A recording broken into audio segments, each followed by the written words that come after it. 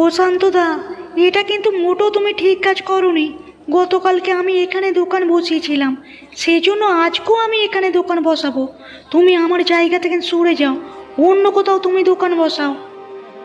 এটা তুমি কেমন কথা বলছো যমুনা? আমি অন্য কোথাও দোকান বসাবো কেন? আমি তো তোমার আগে এখানে এসেছি। তুমি আগে আসো কিংবা পরে, সেটা আমার জানার কোনো দরকার নেই। গতকালকে আমি এখানে দোকান বসিয়েছিলাম, আর আজকেও আমি এখানে দোকান বসাবো। তুমি অন্য কোথাও উঠে যাও, না হলে কিন্তু খারাপ হয়ে যাবে বলে দিচ্ছি। তুমি যদি সেই হিসেব করো তাতেও আমি জিতবো, কারণ এখানে তোমার আগে থেকে দোকান নিয়ে বসি আমি। তুমি গ্রামের যত দোকানদার আছে সবাইকে জিজ্ঞেস করো। তুমি একদিন বসালে আর সব কিছু তোমার হয়ে গেল, এটা হতে পারে না। আজকে আমি আগে এসেছি, তারপরও রোজের আমি এখানে দোকান নিয়ে বসি। তুমি একজন পুরুষ মানুষ হয়ে আমার সঙ্গে এরকম তর্ক করতে পারো না। তুমি চাইলেই অন্য কোথাও দোকান বসাতে পারো। এখানে পুরুষ মহিলার কথা নয়, এখানে আমি আগে দোকান দিয়েছি, তাই আমি এখানে দোকান দেব। তোমার এত দরকার হলে তুমি অন্য কোথাও দোকান দাও। আমি এত তর্কে তোমার সাথে যেতে চাই না, সরো এখান থেকে। তুমি যে আমার সঙ্গে এরকম করলে, এর পরিণতি কিন্তু ভালো হবে না, এই আমি বলে দিলাম। তুমি যা করতে পারো করে নিও, এখন এখান থেকে যাও।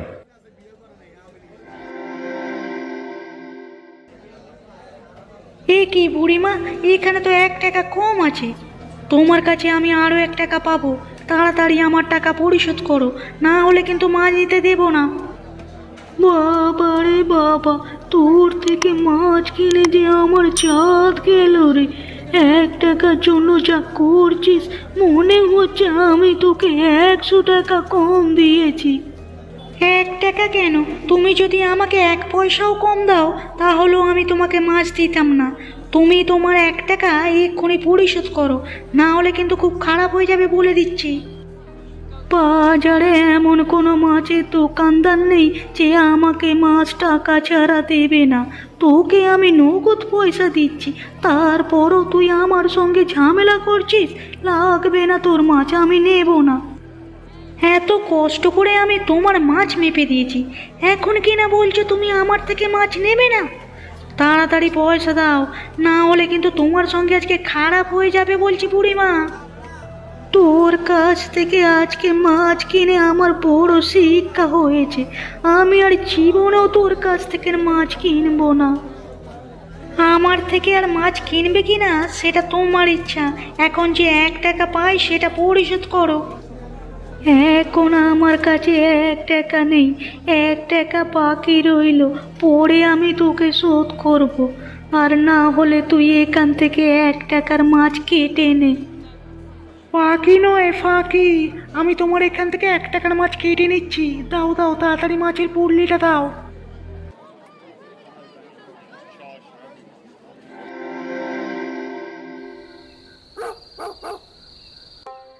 কি গো, কি হয়েছে? আজকে তুমি বাজার থেকে এত দেরি করে ফিরলে কেন? অন্য সব দিন তো তুমি সবার আগে ফেরো, তোমার জিনিসপত্র সবার আগে বিক্রি হয়ে যায়। সব দিন সমানভাবে বিক্রি হবে এমন তো কোনো কথা নেই, তাই না? এ কি, তোমার মেজাজটা আজকে এভাবে চটে আছে কেন গো? আমি একটা ভালো কথা বললাম, সেখানেও তুমি আমাকে ধমক দিয়ে কথা বলছো। সব সময় সবার মন মেজাজ একই রকমের থাকবে এরকম কোনো কথা নেই, বুঝতে পেরেছো? হ্যাঁ বাবা, বুঝতে পেরেছি, কিন্তু অন্যের রাগ আমার উপরে দেখাচ্ছ কেন? কি হয়েছে আমাকে বলো, তারপর না বুঝতে পারবো। শুধু শুধু আমার উপর রাগ দেখিও না। ওই যে গোপালের বউ আছে না যমুনা, বাজারে মাছ বিক্রি করে, তার সাথে ঝগড়া হয়েছে, সেই জন্য দোকান বসাতে বসাতে দেরি হয়েছে। বিক্রি করতেও সময় লেগেছে, খদ্দেররাও চলে গেছে ঝগড়া দেখে।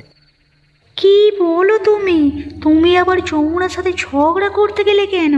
ও একটা মেয়ে মানুষ, ওর সঙ্গে তোমার আবার কিসের ঝগড়া শুনি? মেয়ে মানুষ হয়েছে তো কি হয়েছে, সেজন্য কি আমি উচিত কথা বলতে পারবো না? অবশ্যই তোমার উচিত কথা তুমি বলবে, কিন্তু ওর সঙ্গে তুমি ঝগড়া করতে গেলে কেন? ওর সঙ্গে আমি ঝগড়া করতে যাইনি, ও পায়ে পা তুলে আমার সঙ্গে ঝগড়া করেছে। আমি একদিন যাইনি, সেই জন্য আমার জায়গাটা নাকি ওর হয়ে গেছে। তারপর আজকে আমি ওর আগে গিয়েছি, তাও ও এসে আজকে আবার সেই জায়গায় দাবি করছে। সামান্য কারণে তুমি আবার ঝগড়া করতে গেলে? গোপাল এমনিতেও ভালো মানুষ নয়। এসব নিয়ে তোমাকে ভাবতে হবে না, যাও যাও, তুমি আমার জন্য খাবার বেড়ে নিয়ে এসো, কেমন? আচ্ছা ঠিক আছে, আমি তোমার জন্য খাবার আনছি, তুমি একটু হাত মুখটা ধুয়ে আসো।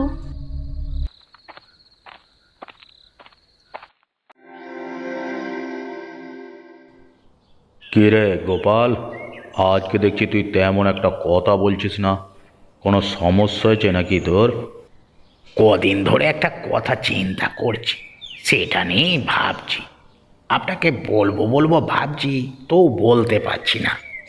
কি এমন কথা যে তুই বলতে চাচ্ছিস অথচ বলতে পারছিস না, বলতো? গ্রামের সবচেয়ে বিত্তশালী ব্যক্তি হলেন আপনি। গ্রামে যা হচ্ছে তা একদিক থেকে বলতে গেলে আপনার অপমান। গ্রামে এমন কি হচ্ছে যেটা আমি জানি না? কার এত বড় সাহস, হ্যাঁ, আমাকে অপমান করছে? বল তো তুই গোপাল। দিন দিন গ্রামের বাজার সস্তা হাটে পরিণত হচ্ছে। জিনিসপত্রের দাম এত কমে এসেছে যে কেউ চাইলেই আপনার মতো জিনিসপত্র কিনতে পারে। আপনি গ্রামের সবচেয়ে বড়লোক ব্যক্তি, গরিবরা যদি আপনার মতো চলাফেরা করে সেটা আপনার জন্য অপমান না? কথা তো তুই একদম খারাপ বলিসনি, এটা তো অবশ্যই একটা চিন্তার বিষয়। শুধু কি ফসলের জমির দিকে তাকালে হবে? এই গ্রামের দিকেও নজর রাখতে হবে। কিছু তো সিদ্ধান্ত আপনাকে নিতেই হবে। গ্রামের সস্তার হাটটা বন্ধ করে দিন, তাহলেই ভালো হয়। তাহলে চল হাটের দিকে যাই, আজকেই বন্ধ করে দিয়ে আসি। চলুন বাবু, চলুন।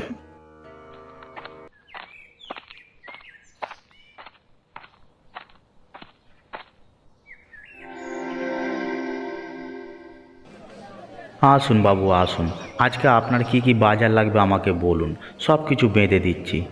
আপনাকে একটু সস্তা করে দেব, বাকি সবার জন্য একটু বেশি হলেও আপনার জন্য নয়। আসুন আসুন আসুন।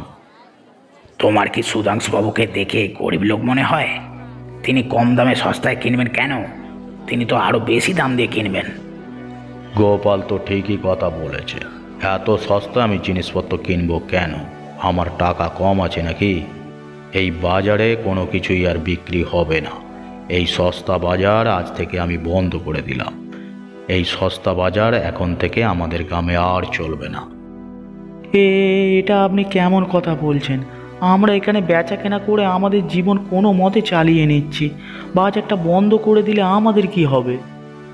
বাবুর মুখের ওপর কথা বলছো? তোমার এত বড় সাহস! তোমাকে কিন্তু এক্ষুনি গ্রাম থেকে বের করে দেব। আমি যে কথা বলেছি সেটাই শেষ কথা। আমার কথার বাইরে কেউ গেলে গ্রাম থেকে এক্ষুনি তাকে বের করে দেওয়া হবে। কিন্তু বাবু, আবারও তুমি কথা বলতে যাচ্ছ? তোমাকে কিন্তু বের করে দেব। এই গোপাল, ওকে বের করে দিবি নাকি? আমি আর কোনো কথা বলবো না, আমাকে বের করে দেবেন না দয়া করে। কি গো বুড়িমা, কি মনে করে আমাদের বাড়িতে? বাড়িতে কোনো সবজি নেই, রান্না বান্না করবো কি, খাবো কি, সেটাই তো বুঝতে পারছি না। তোদের তো সবজি আছে, সেখান থেকে কিছু সবজি আমাকে তুলে দে না। আমরা কি করব নিজেরাও বুঝতে পারছি না। হঠাৎ করে সুধাংশুবাবু এমন একটা কাজ করবেন সেটা কোনোভাবেই ভাবতে পারিনি। আমি ভালো করে জানি এটা হচ্ছে গোপালের কাজ। সুধাংশুবাবু হচ্ছেন একটু সরল সোজা মানুষ, তাকে যে যেভাবে বোঝান তিনি সেভাবেই বোঝেন। এই জন্য তিনি এমন একটা কাজ করতে বাধ্য হলেন। তুমি যদি সুধাংশুবাবুর কাছে গিয়ে একবার বলতে, তাহলে নিশ্চয়ই তিনি তোমার কথা বুঝতে পারতেন বুড়িমা। আমি তো সুধাংশু বাবুর সাথে দেখা করতে গিয়েছিলাম, কিন্তু গোপালের জন্য কোনোভাবেই দেখা করতে পারলাম না। গোপাল আমাকে তাড়িয়ে দিয়েছে।